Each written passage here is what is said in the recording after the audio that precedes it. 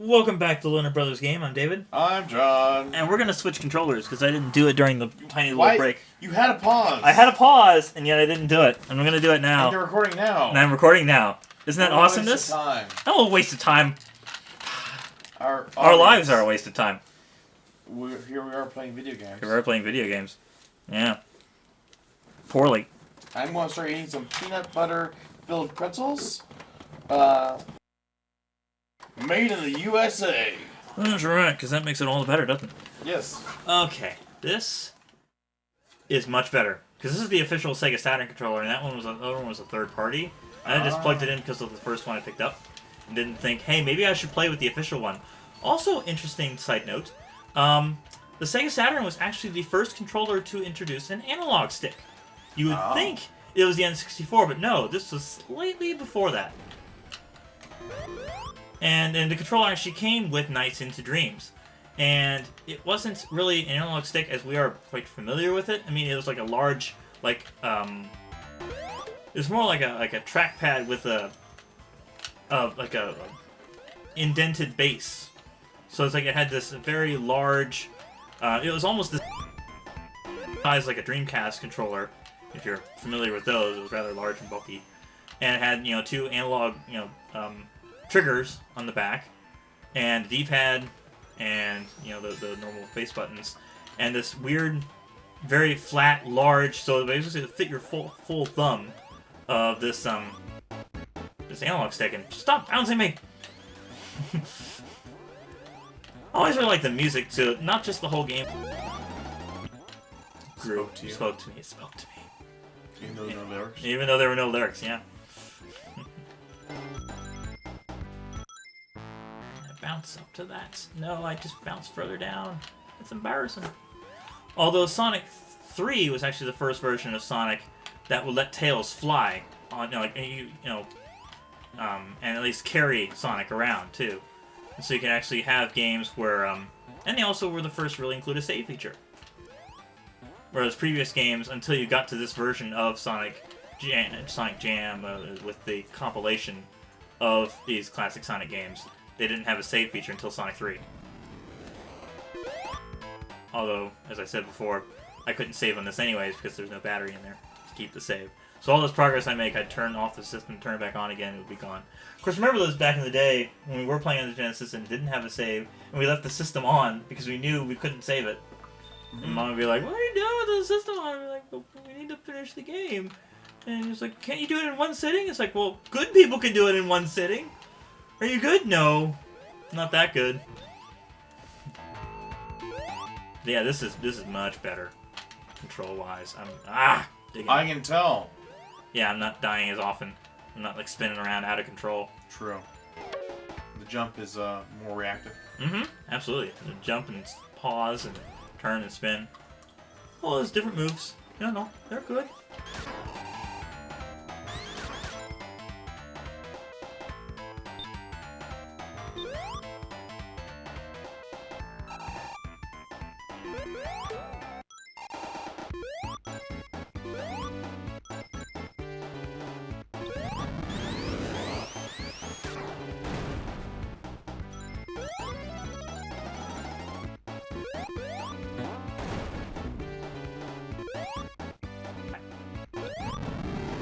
Because it was just you'd just fall into spikes, you'd lose ring, lose them, so you just pick them up again and lose them and pick them up again and lose them.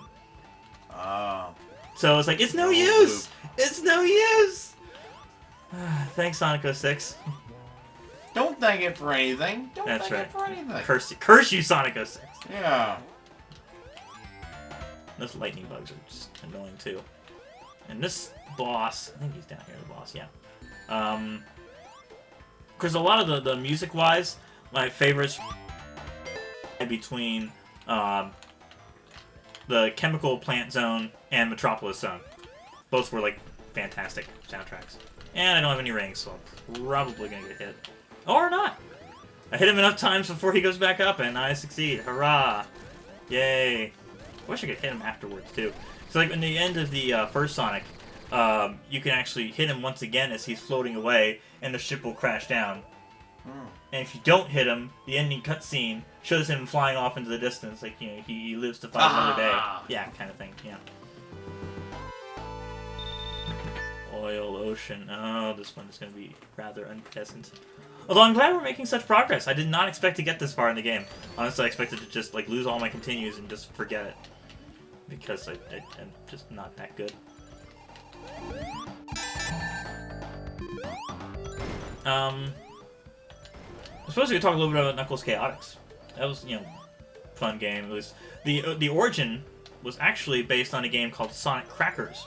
You can only find it on ROM sites online, so that and people have made videos and so on about it. But it was an early prototype which had Sonic and Tails in this very early beta build, unfinished level with rings tying them together. So Sonic holding a ring, Tails holding a ring. They had this bond, like, between them. They actually, like, throw each other around and propel each other in places and stuff.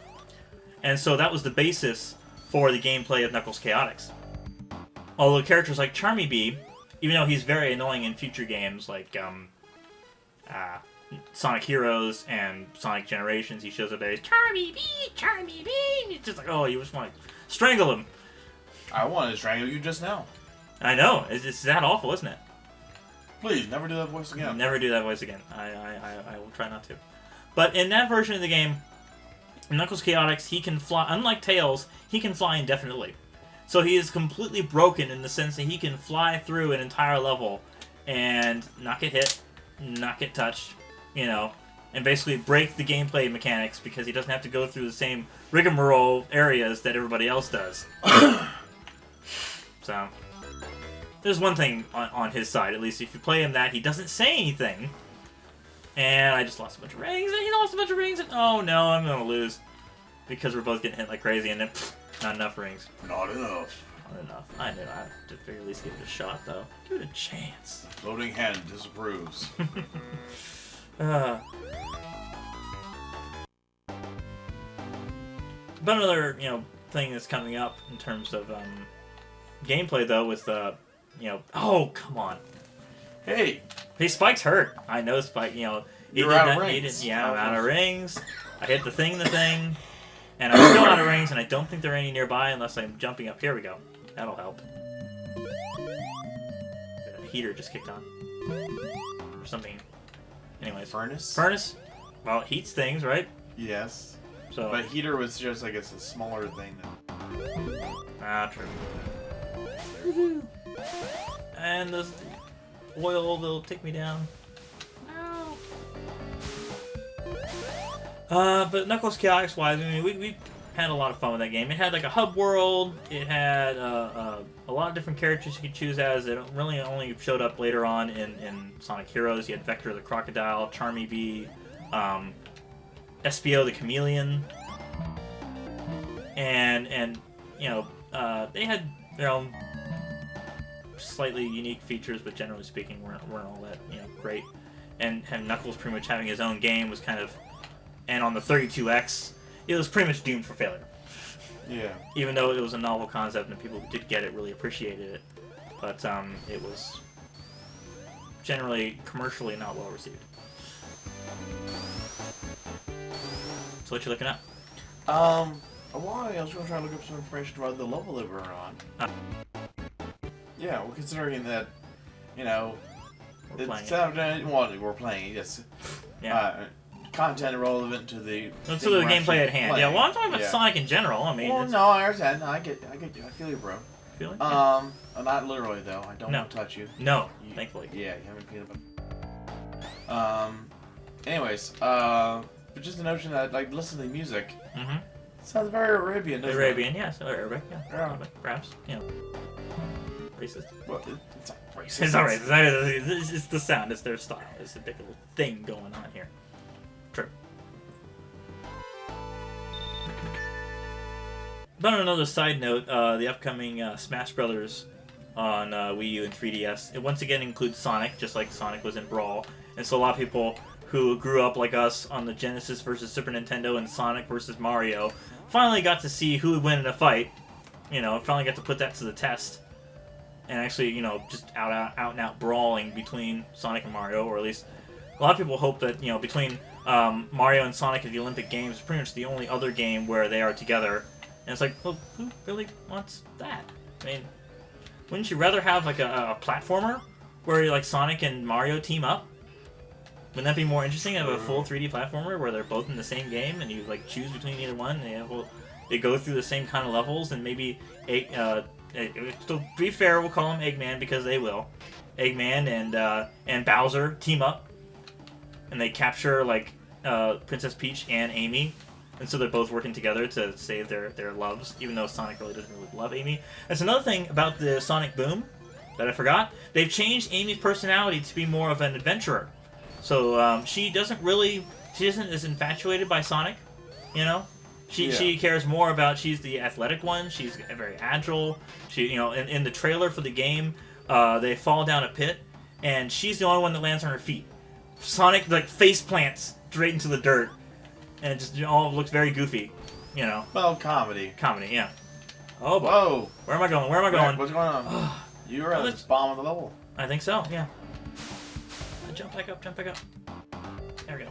And the last thing is, a lot of these levels were like multi-tiered, so it's like you may, you know, go through paths, you know, the same path over and over again, or you can try something completely different. You're like, oh, I've never been through this area before, or tried this before, so it's always a nice thing.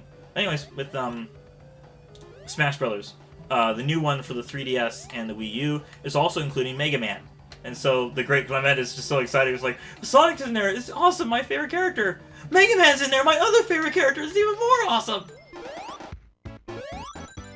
Now you're back to where you were, and don't fall again. Don't fall again. And I can go up the platform, and at least gave me that second chance to, even though it feels like I'm going backwards, as the way that the level is designed is not exactly as linear as you'd expect, you know.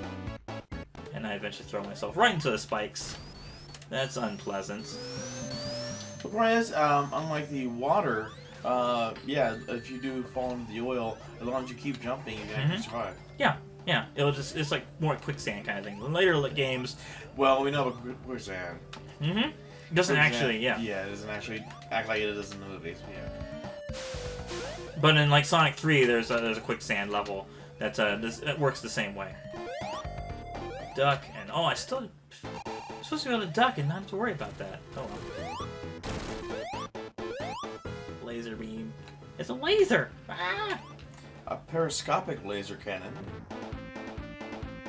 And this spiked harpoon. And I'm out of rings, so I'm probably gonna kick the bucket here. That's what you thought earlier. Well, I just screwed it. Under the... Yeah.